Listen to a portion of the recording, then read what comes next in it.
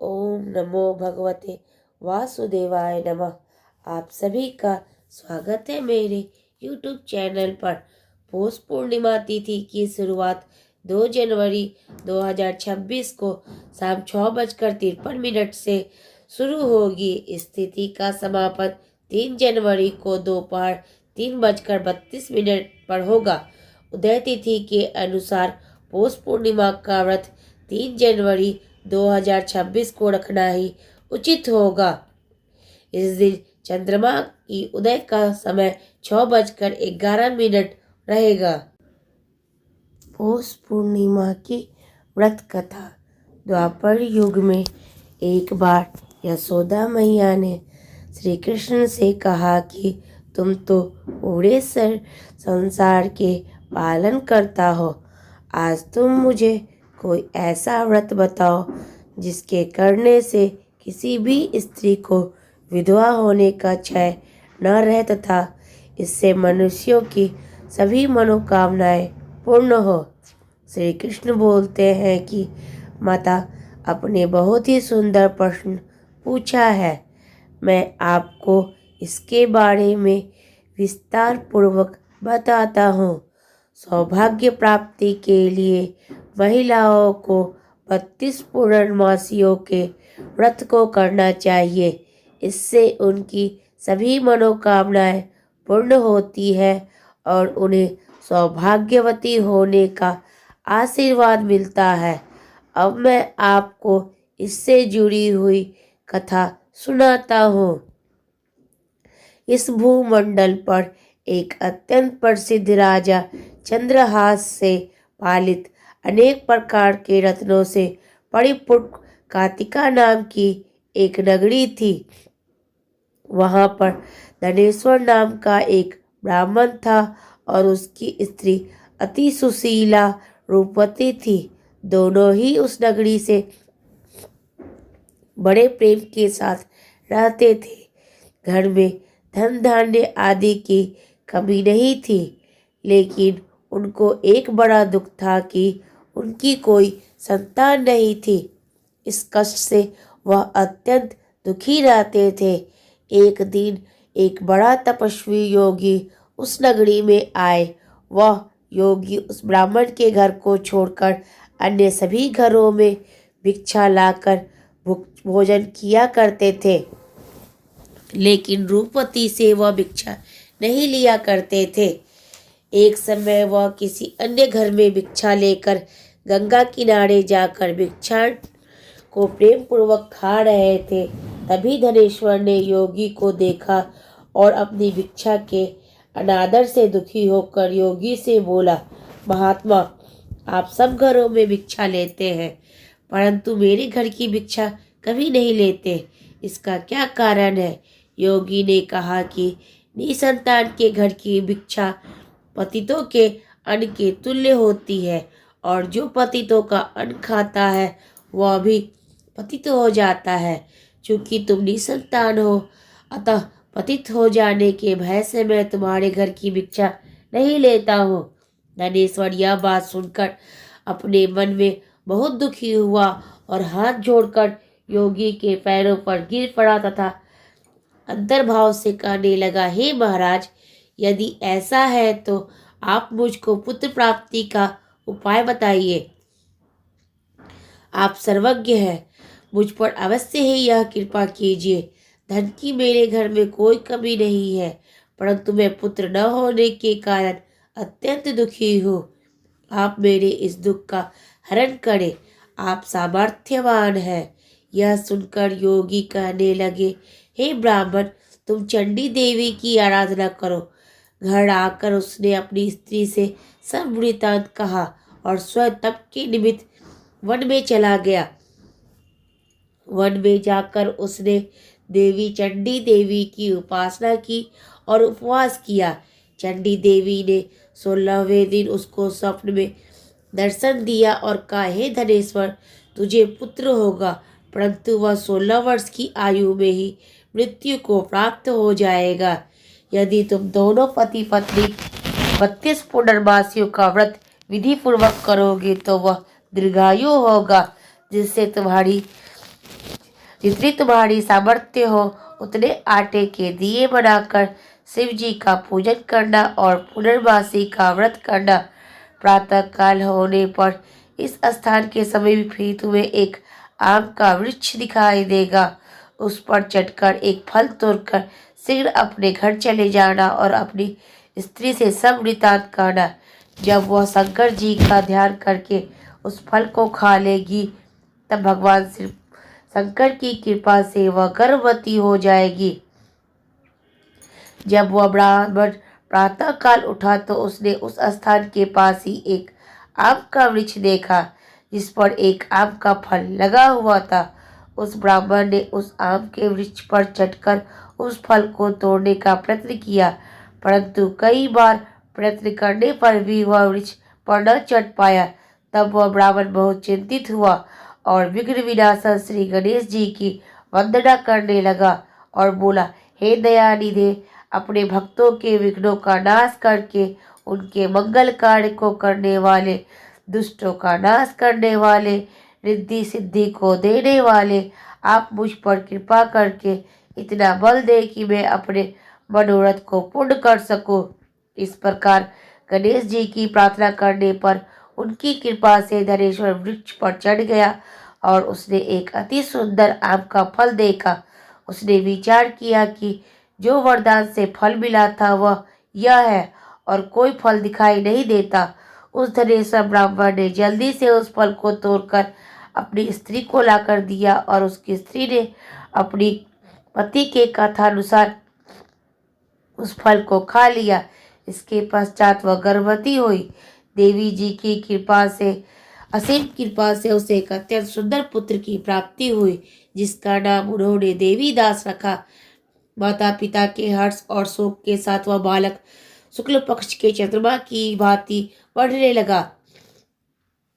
भवानी की कृपा से वह बालक बहुत ही सुंदर और सुशील और पढ़ने में बहुत ही निपुण हो गया। चंडी देवी की आज्ञा अनुसार उसके माता पिता ने 32 पुनर्मासियों का व्रत रखना प्रारंभ कर दिया जिससे उसका पुत्र दीर्घायु हो जाए। 16वां वर्ष आते ही देवीदास के माता पिता को बड़ी चिंता हो गई कि उनके पुत्र की इस वर्ष मृत्यु न हो जाए। उन्होंने अपने इस मन में विचार किया कि यदि यह दुर्घटना उनके सामने हो गई तो वह कैसे सहन कर सकेंगे। उन्होंने देवीदास के मामा को बुलाया और कहा, हमारी यह इच्छा है कि देवीदास को 1 वर्ष तक काशी में जाकर विद्याध्ययन करके और उस अकेला नहीं छोड़ना चाहते, इसलिए तो साथ में तुम चले जाओ और 1 वर्ष के पश्चात इसको वापस लौटा आना। सब प्रबंध करके माता पिता ने काशी जाने के लिए देवीदास को एक घोड़े पर बैठाकर उसको उसके मामा के साथ विदा कर दिया।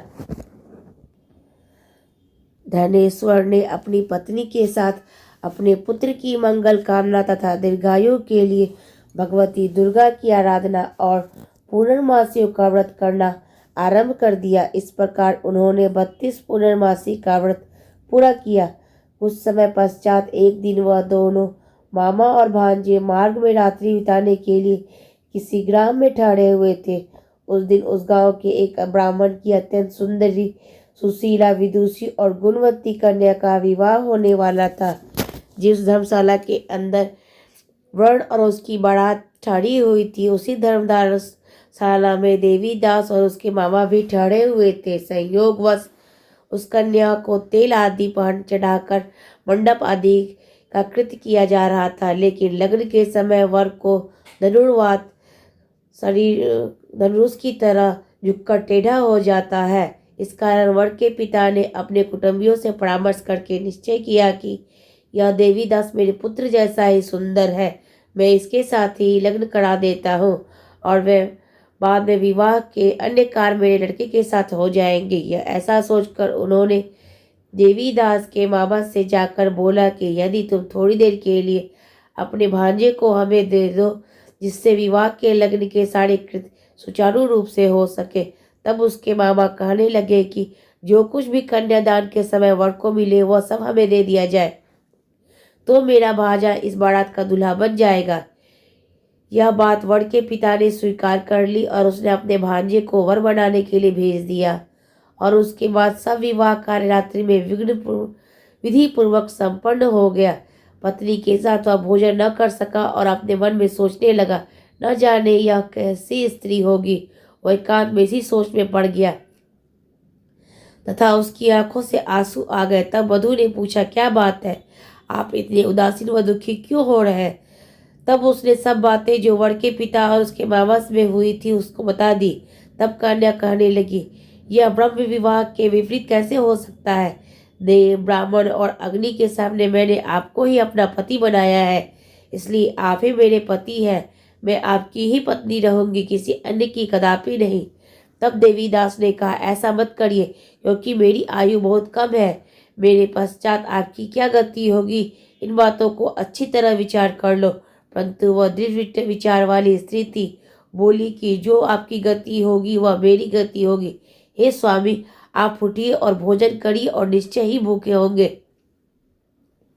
इसके बाद देवीदास और उसकी पत्नी दोनों ने भोजन किया तथा शेष रात्रि में सोते रहे। प्रातःकाल देवीदास ने अपनी पत्नी को 3 नंगों से जुड़ी हुई एक अंगूठी दी, एक रुमाल दिया और बोला, हे प्रिय, इसे लो और संकेत समझकर स्थिर चित्र हो जाओ। मेरा मरण और जीवन जानने के लिए एक पुष्प वाटिका बना लो, उसमें सुगंधित वाली एक नवमल्लिका लगा लो। उसको प्रतिदिन जल से सींचा करो और आनंद के साथ खेलो कूदो और उत्सव मनाओ। जिस समय और जिस दिन मेरा प्राणत होगा यह फूल सूख जाएंगे और जब ये फिर हरे हो जाएंगे तो जान लेना मैं जीवित हूँ। यह समझा कर वह चला गया। प्रातःकाल होते ही वहां पर गाजे बाजे बजने लगे और जिस समय विवाह के कार्य संपन्न करने के लिए व्रत तथा बाराती मंडप में आए तो कन्या के वर को भली प्रकार से देखकर उसके पिता ने कहा, यह मेरा पति नहीं है। मेरा पति वही है जिसके साथ रात में मेरा पानी ग्रहण हुआ है, इसके साथ मेरा विवाह नहीं हुआ है। यदि यह वही है तो बताए मैंने उसको क्या दिया है। वधू पर्वक और कन्यादान के समय जो मैंने भूषणावधि दिए थे उन्हें दिखाया तथा रात में मैंने क्या गुप्त बातें कही वह सब सुनाए। पिता ने उसके कथानुसार वर को बुलाया गया। कन्या की यह सब बातें सुनकर वह कहने लगा, मैं कुछ नहीं जानता। इसके पश्चात लज्जित होकर वह वहां से चला गया और सारी बारात भी अपमानित होकर वहां से लौट गई। भगवान श्री कृष्ण बोले, हे माता, इस प्रकार देवीदास काशी विद्याधन के लिए चला गया। जब कुछ समय बीत गया तो काल से प्रेरित होकर एक सप्त रात्रि में उसको नसने के लिए वहां पर आ गया। उस विषधर के प्रभाव से उसके शयन का स्थान चारों ओर से विष से विषैला हो गया, परंतु व्रत के प्रभाव से उसको काट ना पाया, क्योंकि वह पहले ही उसकी माता ने 32 पुनर्मासी का व्रत कर रखा था। इसके बाद मध्याह्न के समय स्वयं काल वहां पर आया और उसके शरीर से उसके प्राणों को निकालने का प्रयत्न करने लगा, जिससे वह मूर्छित होकर पृथ्वी पर गिर पड़ा। भगवान की कृपा से उसी समय पार्वती जी के साथ भगवान शंकर वहां पर आ गए। उसको मूर्छित दशा में देखकर पार्वती जी ने भगवान शंकर से प्रार्थना की, हे प्रभु, इस बालक की माता ने पहले 32 पुनर्मासियों का व्रत किया था, जिसके प्रभाव से हे भगवान आप को इसको प्राण दान दे। भगवानी के कहने पर भक्तवत्सल भगवान शिव ने उसको प्राण दान दे दिया। इस व्रत के प्रभाव से काल को भी पीछे हटना पड़ा और देवीदास स्वस्थ होकर बैठ गया। उधर उसकी स्त्री उसके काल की प्रतीक्षा किया करती थी। जब उसने देखा कि उस वाटिका में पत्र पुष्प कुछ भी नहीं हो रहे हैं तो उसको अत्यंत आश्चर्य हुआ, और जब वो वैसे ही हरी भरी हो गई तब वह जान गई कि वह जीवित हो गए। यह देखकर वह बहुत प्रसन्न हो मन से अपने पिता से कहने लगी, पिताजी, मेरे पति जीवित हैं, आपको उनको ढूंढना शुरू करें। जब 16वां वर्ष व्यतीत हो गया तो देवीदास भी अपने मामा के साथ काशी में चल दिया। उसके ससुर उसे ढूंढने के लिए अपने घर से जाने ही वाले थे कि वह दोनों मामा भांजा वहां पर आ गए। देवीदास को आता देखकर उसका ससुर बड़ी प्रसन्नता के साथ अपने घर में ले आया। उस नगर के निवासी भी वहां इकट्ठे हो गए और सबने निश्चय किया कि अवश्य इस बालक के साथ इस कन्या का विवाह हुआ था। उस बालक को जब कन्या ने देखा तो पहचान लिया और कहा कि यही तो है जो संकेत करके गया था। तदनुसार सभी कहने लगे कि भला हुआ जो यह आ गया और सब नगरवासियों ने आनंद मनाया।